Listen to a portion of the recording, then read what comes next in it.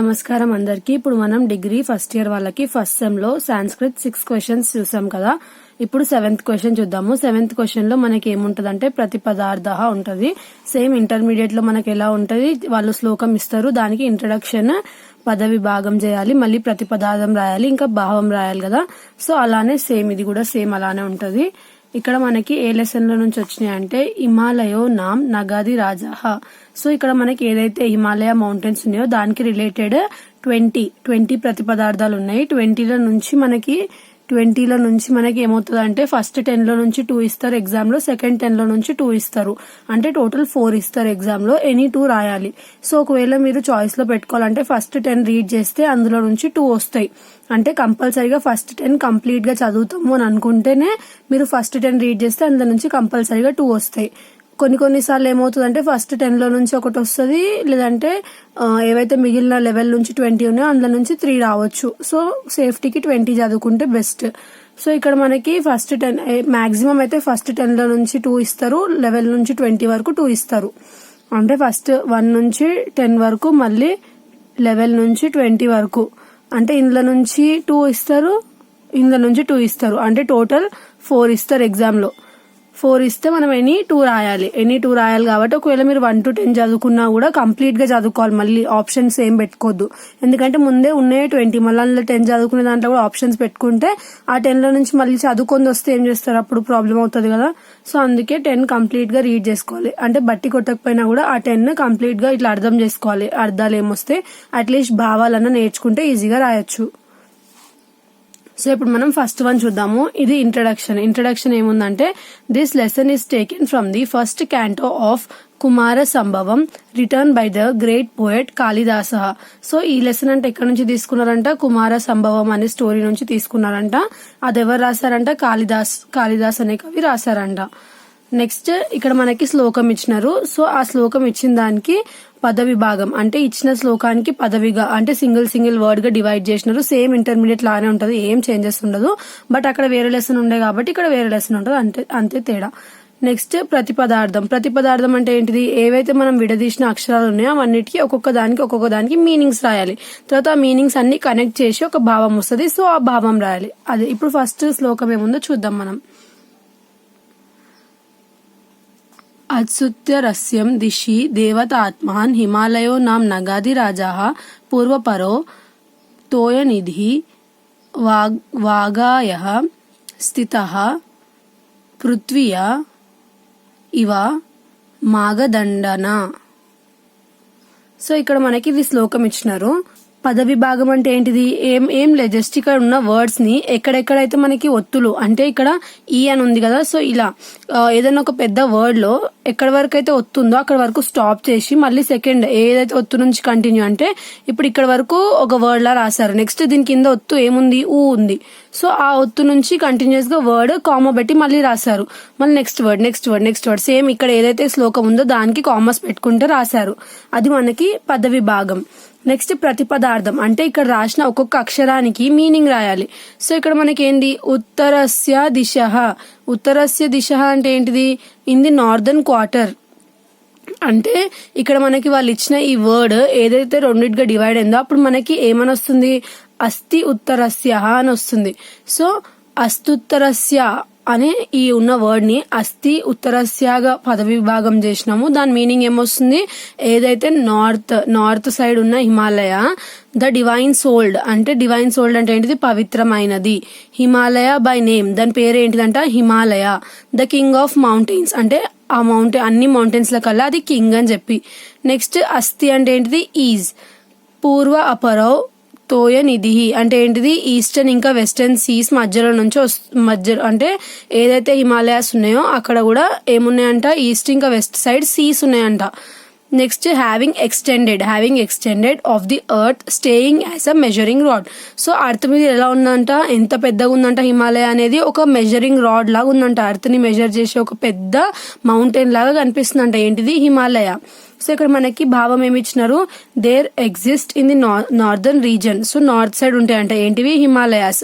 The divine sold అంటే ఏంటిది, పవిత్రమైన కొండలు అని చెప్పి. దాని పేరేంటిది, హిమాలయ. ఇంకా ఇది అన్ని మౌంటైన్స్ ల కల్లా కింగ్ అంట ఇది. ఇంకా ఇది ఒక మెజరింగ్ రాడ్ లాగా ఉంటుందంట మన అర్త్ కి. With his feet entrenched in the eastern and western oceans. ఇంకా అది ఏదైతే మౌంటైన్స్ ఉన్నాయో అవి ఎలా ఉంటుందంటే కింద ఈస్టర్న్ ఇంకా వెస్టర్న్ ఓషన్స్ ని ఇట్లా తొక్కేసినట్టు, అంటే అంత పెద్దగా ఉంటుందంట చూడ్డానికి. సో ఇది మనకి first one. Next second one.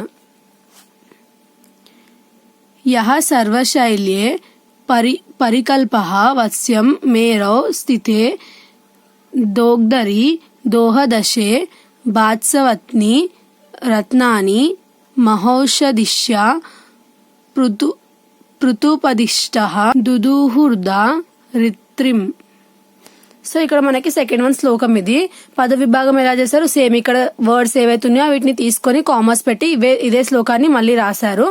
So మనం ఇక్కడ ఇప్పుడు నెక్స్ట్ ఏం చేస్తాము, వచ్చిన ఏవైతే ప్రతిపదార్థాలు అంటే ఏదైతే పద విభాగం చేసినామో దానికి ప్రతిపదార్థాలు రాస్తాము.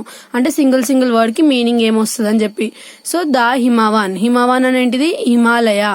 ఆల్ ద మౌంటైన్స్ అంటే ఏంటిది, అన్ని మౌంటైన్స్. యాజ్ ఏ కాఫ్ అంటే ఏంటిది, మనకి ఇక్కడ చిన్న ఏదైతే మనకి ఆవు పిల్ల ఉంటుందో కాఫ్ అంటే అది. హ్యావింగ్ టర్న్డ్ మెరు అంటే ఇక్కడ మనకు జస్ట్ ఏం లేదు, ఇక్కడ ఇచ్చిన వర్డ్స్ కి మీనింగ్స్ ఇచ్చినారు. సో ఫస్ట్ మీనింగ్స్ ఏంటివో చూద్దాము, ఆ తర్వాత దాన్ని భావంగా ఎలా ఫామ్ చేస్తారో చూద్దాము. Competent for milking, the milker. Standing has, instructed by Prithu అంటే ఎవరు లేదు, ఒక రాజు. Caused the earth, glittering, great jewels and herbs, milked. So ఇక్కడ మనకి దీనికి భావం ఏముందో చూద్దాము. Taking him as the calf, while the expert milker Mount Meru remaining as supervisor, all the mountains milked from the earth, brilliant jewels and valuable medicinal herbs as directed by Prithu. So ఇక్కడ పృథు అనే ఒక king ఉంటాడంట. So ఇప్పుడు మనకి హిమాలయ గురించి చెప్తున్నారు కదా. So Himalaya గురించి ఈ శ్లోకంలో ఏం చెప్తున్నారంటే, హిమాలయ అనేది మనకి ఏమేం ప్రొవైడ్ చేస్తుందంట, ఇది గ్లిటర్ చేస్తుందంట. ఇలాంటివి గ్రేట్ జ్యువెల్స్ ని, అంటే చాలా అరుదైన నగలని ఇది ఏం చేస్తుందంట. నగలంటే చాలా అరుదైన విషయాలని ఇది మనకి ప్రొవైడ్ చేస్తుందంట. ప్లస్ ఇంకా హర్బ్స్ అంటే ఏంటి, మనకి ఇప్పుడు ఆయుర్వేద మూలికలు ఉంటాయి కదా. సో అలాంటివి కూడా మనకి హిమాలయాస్ దగ్గర దొరుకుతాయంట. Plus taking him as a calf while the expert milker mount Meru remaining as a supervisor. So ఏదైతే మనకి హిమాలయ ఉందో దాన్ని ఒక కాఫ్ లాగా తీసుకొని, ఇంకా ఎవరైతే మౌంట్ మెరు అనే ఉందో అది ఏంటంట, సూపర్వైజర్ లాగా ఉందంట. అంటే ఇప్పుడు మనకి హిమాలయన్ ఇక్కడ దేంతో కంపేర్ చేస్తున్నారు, ఒక కాఫ్ తో, అంటే ఒక ఆవు పిల్ల లాగా కంపేర్ చేస్తున్నారంట. Next third one. సో ఇక్కడ మనకి థర్డ్ వన్ ఏముందో చూద్దాము. అనంతరత్న ప్రభావస్య యస్యః హిమాం నా సౌభాగ్య విలోపి జాతం ఏకో హి దోషో గుణసన్ని పాతే నిమజ్జ తిందో కరోనేష్టివాంగః. సో ఇది మనకి థర్డ్ శ్లోకము. సో థర్డ్ శ్లోకానికి మనకి సేమ్ ఏవైతే వర్డ్స్ ఉన్నాయో అవన్నిటిని రాసుకొని విడదీసి పద విభాగం చేసినాము, శ్లోకాన్ని పద విభాగం చేసినాము. నెక్స్ట్ ప్రతిపదార్థం అంటే ఏవైతే మనం వర్డ్స్ విడదీసినామో ఆ వీటికి అర్థాలు రాయడం, అంటే సింగిల్ వర్డ్ కి మీనింగ్స్ రాయడం. సో ఫస్ట్ దానికి ఏముంది, it was the source of endless jewels, అంటే ఇది అంతులేని అరుదైన వస్తువుల్ని ప్రొవైడ్ చేసేదంట. ఏంటిది, హిమాలయ. యస్య అంటే ఏంటిది, హిమావాన్ అంటే ఏంటిది, హిమాలయ. హిమాం అంటే ఏంటిది, స్నోని ఇక్కడ ఏమని మెన్షన్ చేసినారు, హిమాం అని అంటారు. Next, the destroyer of it's beauty did not become for one fault multitude of virtues of the moon in the race as a stain, fault becomes no loss. So ఇది మనకి మీనింగ్స్ శ్లోకానికి. Next ఇక్కడ మనకు భావం ఏమి ఇచ్చినారో చూద్దాము. To him the receptacle of all jewels snow could not become a destroyer of beauty. For a single blemish is often submerged as a spot in the rays of the moon. So ఇక్కడ మనకి ఏం చెప్తున్నారు, ఇది అన్ని అరుదైన వస్తువులకి ఇది ఒక నిదర్శనం అంట. ప్లస్ ఇంకా దీని స్నో ఏదైతే ఉందో అది అంటే చాలా అందంగా ఉంటుందంట హిమాలయ మీద. స్నో చూస్తే మనకి ఎలా అనిపిస్తుంది, స్వర్గంలో ఉన్నట్టు అనిపిస్తుంది కదా. సో ఆ స్నో అనేది ఎలా కనిపిస్తుంది అంటే చాలా అందంగా కనిపిస్తుంది అంట. ఎట్లయితే మూన్ లో మనకి మచ్చ అనేది ఉంటుందో, అంటే spot in the rays, moon లో ఏదైతే రేస్ వస్తాయో అంటే మనకి చంద్రకిరణాలు ఏవైతే ఉంటాయో అందులో ఎక్కడో ఒక చోటు చిన్న మచ్చ అని ఉంటుంది కదా. సో అలానే మనకి ఏదైతే హిమాలయాలో ఉన్న స్నో ఉంటుందో అందులో అలాంటి మచ్చలు కూడా ఏం లేవు. అంటే మూన్ తో కంపేర్ చేసినారు. మూన్ లో అయినా మచ్చ ఉండొచ్చు కానీ ఏదైతే మనకి దాని స్నో ఉందో అందులో ఎలాంటి బ్యూటీని డిస్ట్రాయ్ చేసే థింగ్ ఏం లేదంట. అంటే కంప్లీట్ గా ఫుల్ గా అది చాలా బ్యూటిఫుల్ గా ఉంటదంట. Next 4th one. సో ఇక్కడ మనకి నెక్స్ట్ శ్లోకం ఏముంది, యశ్చ పసరో విభ్రం మండనానాం సంపదాయిత్రి శిఖరో బ్రీభత్రి వాలాహకాశ్చే దవి బందర గామక సంధ్యామివ ధాతుమతాం.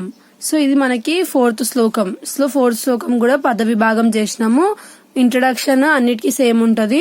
సో ఇంట్రడక్షన్ ఒకసారి చెప్పినాను కదా, ఫస్ట్ దాంట్లో ఇంట్రడక్షన్ రాయాలి, నెక్స్ట్ పద విభాగం శ్లోకం నుంచి చేయాలి, నెక్స్ట్ ప్రతిపదార్థం అంటే మీనింగ్స్ అన్ని రాయాలి. సో మీనింగ్స్ ఏమున్నాయి, and Himavan inducing the coquetry and decorations under a mistaken of idea inducing and while divisions of clouds were tinged of a red hue, mineral leadness, idea of being evening at odd time by the peaks it bears.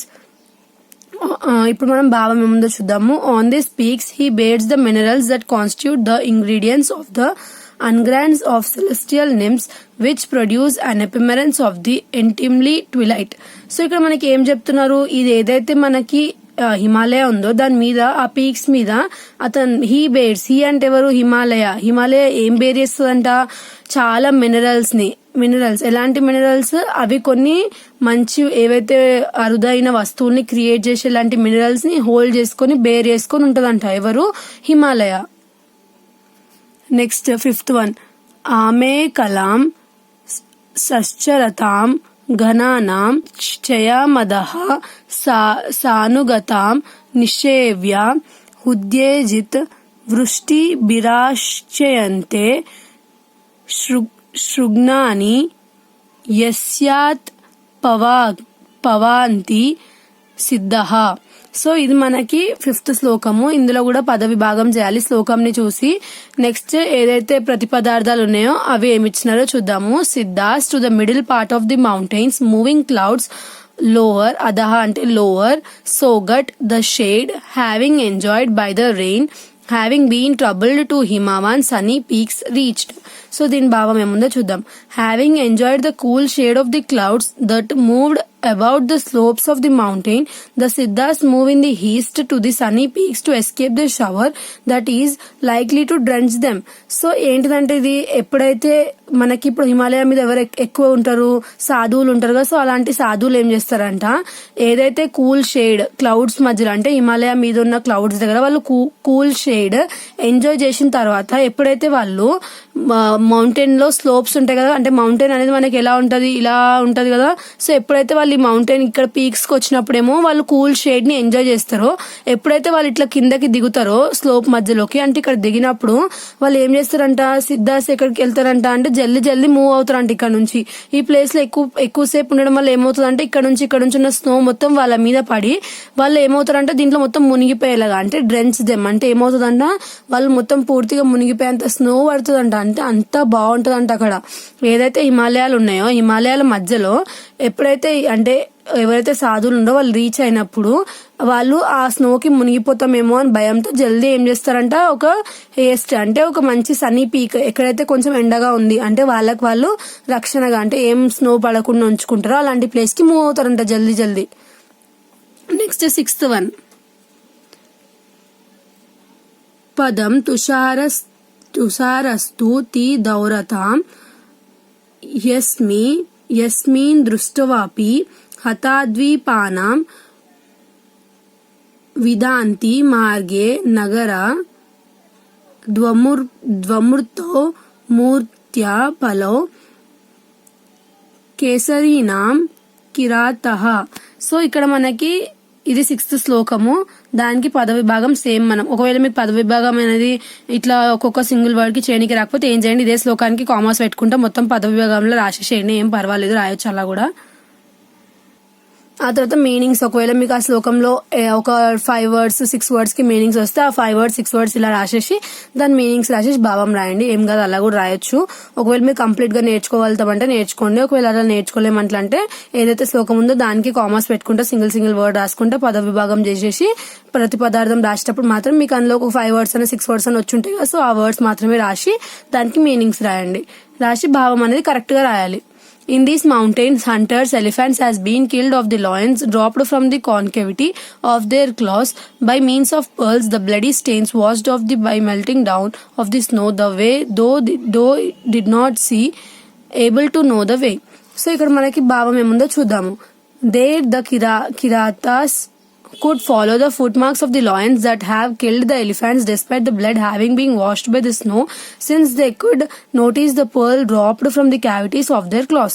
So ఎవరైతే hunters ఉంటారో అంటే జంతువులను పట్టుకునే వాళ్ళు ఉంటారు కదా, so అలాంటి వాళ్ళంటే ఎప్పుడైతే లయన్స్ ఎలిఫెంట్స్ ని చంపి అక్కడ నుంచి మూవ్ అవుతా ఉంటాయో అలా వెళ్ళేటప్పుడు ఏవైతే లయన్స్ ఫుట్ మార్క్స్ కి కొంచెం లైట్ గా ఎలిఫెంట్ బ్లడ్ అంటుకుని నడుస్తూ ఉంటది కదా, సో ఎవరైతే అట్లా హంటర్స్ ఉంటారో వాళ్ళు ఏం చేస్తారంట, ఆ ఎలిఫెంట్ ని చంపి వెళ్ళేటప్పుడు ఆ లయన్ లెగ్స్ కి ఆ ఉన్న ఫుట్ మార్క్స్ అంటే రెడ్ కలర్ ఫుట్ మార్క్స్ ఉంటాయి కదా, వీటిని ఫాలో అవుతూ లయన్స్ ఎక్కడుంది అని చెప్పి వాళ్ళు చూసుకొని వెళ్ళి అక్కడ లయన్స్ ని హంట్ చేస్తారంట, అంటే లయన్స్ ని పట్టుకుంటారంట. బట్ కొన్నిసార్లు ఏమవుతుందంటే ఎలిఫెంట్స్ ని చంపిన తర్వాత ఏదైతే దాని బ్లడ్ ఉంటుందో అంటే ఎలిఫెంట్స్ బ్లడ్ మొత్తం ఇట్లా పారుతూ ఉంటది కదా, అది మొత్తం ఏమవుతుందంటే స్నో కరిగిపోయి వెళ్ళిపోతుంది కదా, సో అలాంటి టైంలో ఆ బ్లడ్ కూడా కరిగిపోయి వెళ్ళిపోతా ఉంటుందంట పారుకుంటూ అల్లల్లాగా.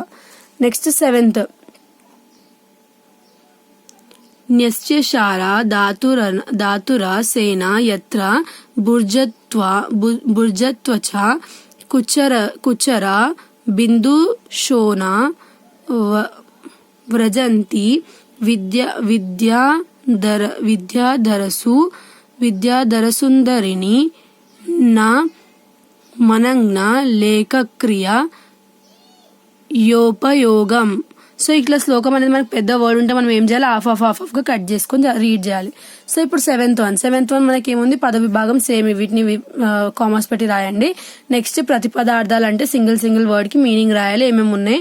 In this mountain Himalaya with the mineral fluid was kept with letters written on them like the red marks on the elephant trunks, a useful instrument. The barks of the బుర్జరా tree of the Vidyadhara ladies in the way of love correspondence useful become.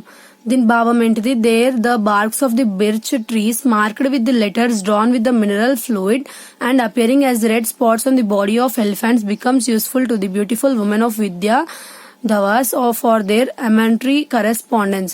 So ఇక్కడ మనకి ఏమంటున్నారంట, there are the barks అంటే ఏంటిది, ఇప్పుడు చెట్టుకి పెద్ద కొమ్మలు ఉంటాయి కదా, పెద్దవి ఇలా కొమ్మలు, వీటిని బార్క్స్ అంటారు. ఆఫ్ ది బిర్చ్ ట్రీ అనే ఏవైతే మనకి పెద్ద కొమ్మలు ఉంటాయో వాటికి ఏంటంట, marked with the letters drawn with mineral fluid తో కొన్ని లెటర్స్ అనేటివి మార్క్ చేసి ఉంటాయంట ఆ బార్క్ మీద.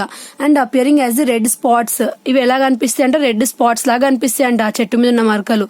ఎలా ఏదైతే ఎలిఫెంట్ బాడీ మీద ఎలా అయితే రెడ్ స్పాట్స్ ఉంటాయో అలా ఆ రెడ్ స్పాట్స్ ఎలా కనిపిస్తాయంట, ఎలిఫెంట్ బాడీ మీద ఉన్న రెడ్ స్పాట్స్ లాగా కనిపిస్తాయంట.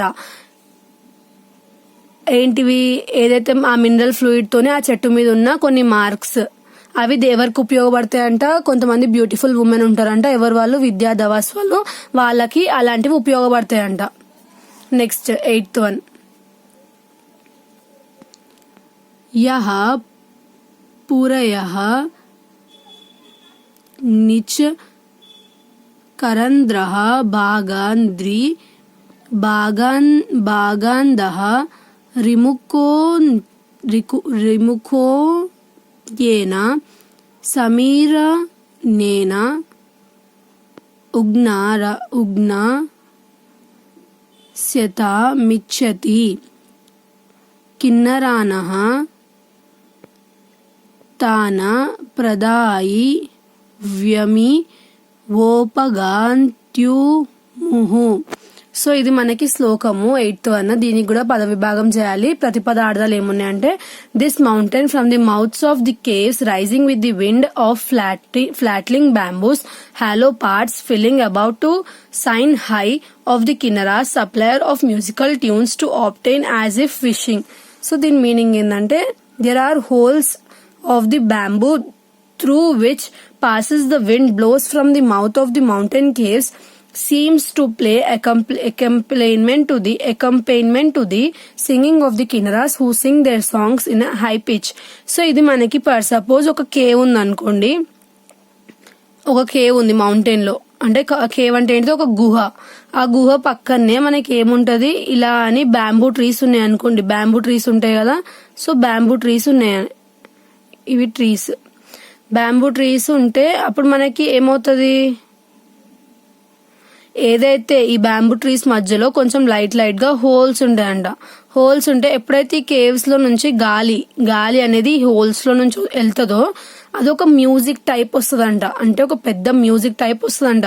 సో ఆ మ్యూజిక్ వచ్చినప్పుడు అది ఏమవుతుందంట, ఎవరైతే కిన్నరాస్ అంటే కొంతమంది కిన్నర్స్ ఉంటారు కదా, సో వాళ్ళు పాడుతుంటారు కదా, సింగ్స్ అంటే పాటలు పాడుతుంటారు కదా, వాళ్ళ పాటలు పాడేటప్పుడు ఏదైతే ఈ ఎయిర్ లో నుంచి ఈ హోల్స్ లో నుంచి గాలి వెళ్తుందో అప్పుడు వాళ్ళు పాడే పాటలకి ఇదొక మ్యూజిక్ ఇచ్చినట్టు అనిపిస్తుందంట. ఇది మనకి 8th దాని meaning. Next 9th one.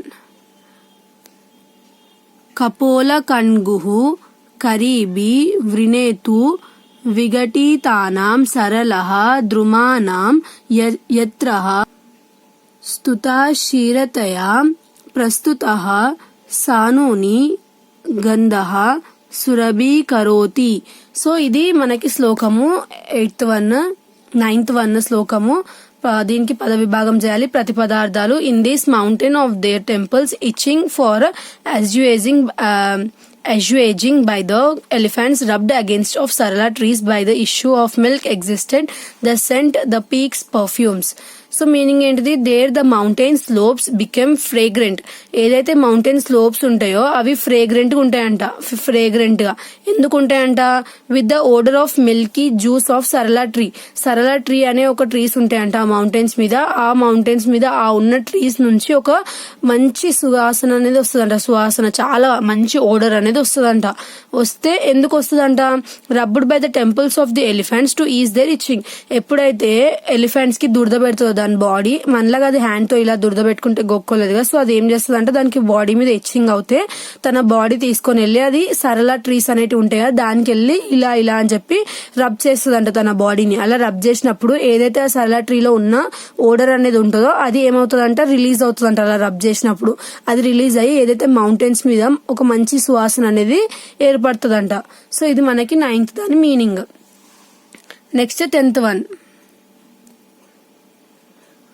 వనేచరానాం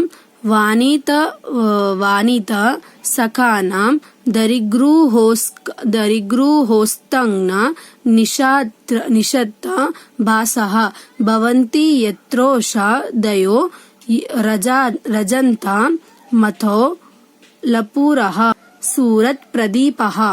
so ఇది మనకి శ్లోకము. నెక్స్ట్ దీనికి పద విభాగం చేసినారు. ప్రతి పదార్థాలు ఏం రాసినారు అంటే in this mountain at knight of the houses of caves in the interior occupied glittering herbs associated with ladies, the hunters roaming in the forest without oil bed lamps become.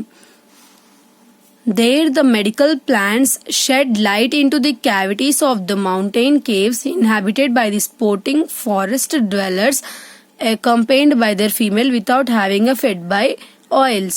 So ఇక్కడ ఏం చెప్తున్నారు మనకి, ఎవరైతే hunters ఎవరైతే ఉంటారో వాళ్ళు వాళ్ళ wives తోని ఎప్పుడైతే వెళ్తారో ఎక్కడికి మౌంటైన్స్ మీదకి వెళ్ళినప్పుడు వాళ్ళు ఎలాంటి ఆయిల్ అనేది తీసుకొని వెళ్ళారంట.